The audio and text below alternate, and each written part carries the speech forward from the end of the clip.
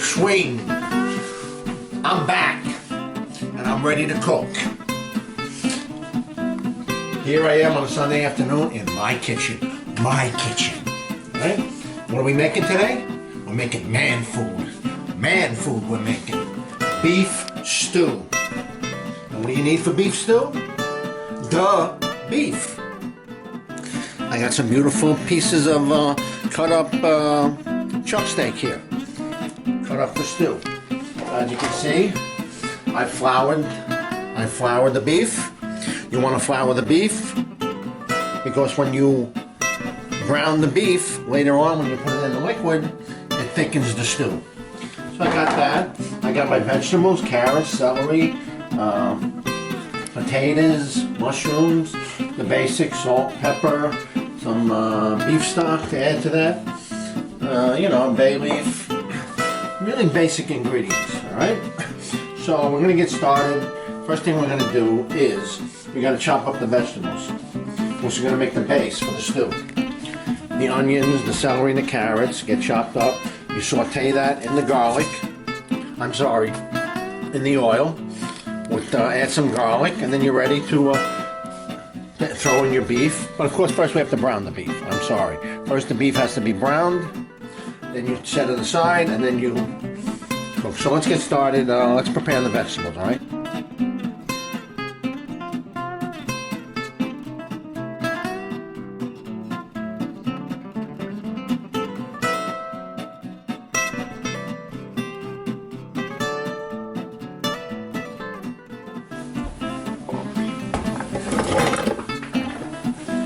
Okay.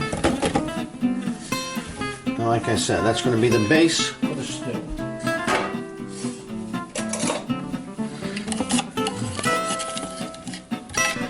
And you just want to chop it up kind of fine. Alright. I have here a cast iron Dutch oven. You could use any heavy bottomed pot. Would work. I have some olive oil in there which is starting to smoke. So we start throwing our beef in. And we brown it in batches. Don't throw it in there all at once. You want to give it some room. And just let it get nice and brown.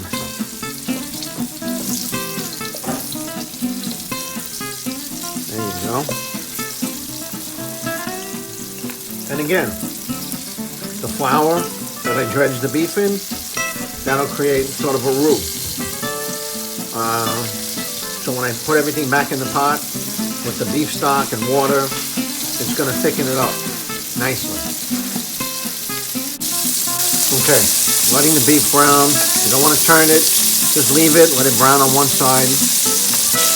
Okay, now I'm going to start to turn the pieces of beef. Now you can see they're nice and brown and caramelized. That's what you want. And do the same thing on the other side. Okay, that first batch is about done. What you do now is you take it, set it aside.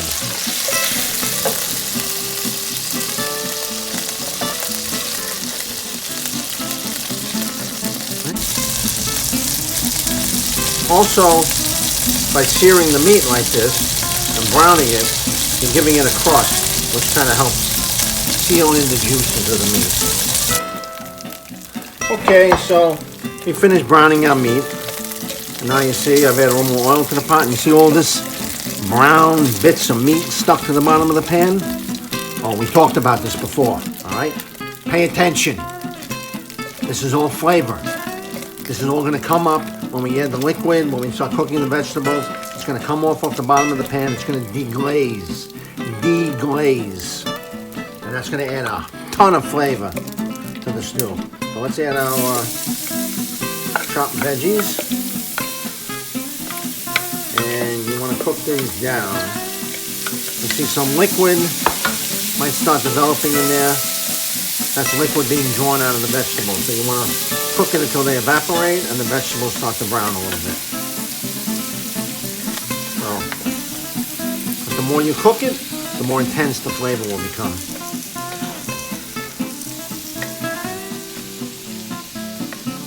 Alright, so let's cook this baby. You can smell the sweetness of the onions and the carrots and the celery. And like I said, the more you cook it, the more intense that flavor is going to be. That flavor base for the stew.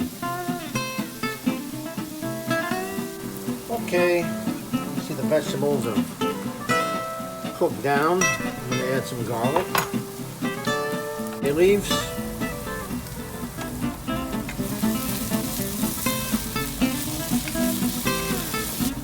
okay, now I'm going to add a little bit of the beef stock. Like I said, I want to deglaze the bottom of the pan. So add a little beef stock and then scrape up all of that stuff off the bottom of the pan.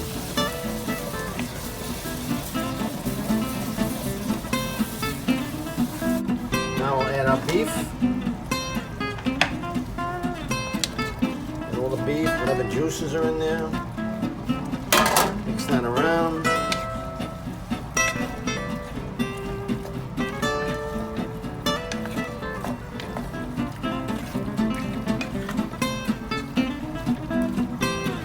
Add the rest of your stock.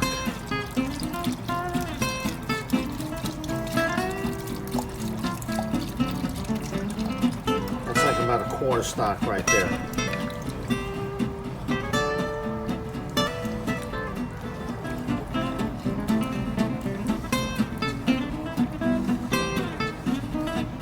Oh yeah. I add another 2 cups of water. You want to have the liquid there. That liquid's going to cook down.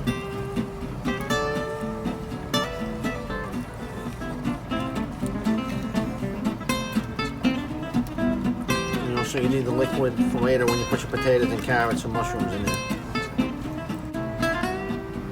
Okay, so my stew has come to a boil. I'm going to lower it. And now you simmer it probably for a couple of hours. Maybe for 2 hours, until the meat is tender. The meat should melt in your mouth. It should just be like extremely tender. Shouldn't be any chew to it at all.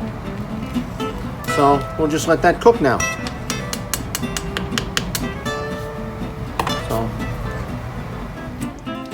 Okay, as you can see now, I've added the potatoes and the carrots.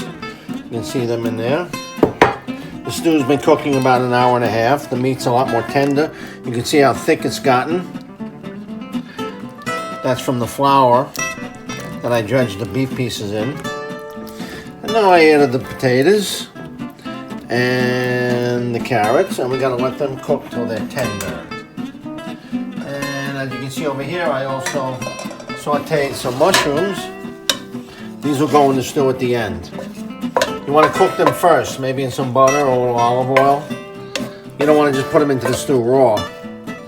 Cook them first. It really brings out that earthiness, the earthy flavor of the mushrooms. And then you add it to your stew, and it gives it a nice, earthy, gamey flavor.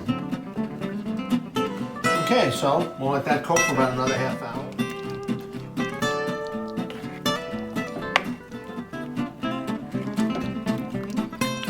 Okay, just about done. I added some chopped parsley, some chopped fresh parsley. I added the mushrooms, and that's pretty much it.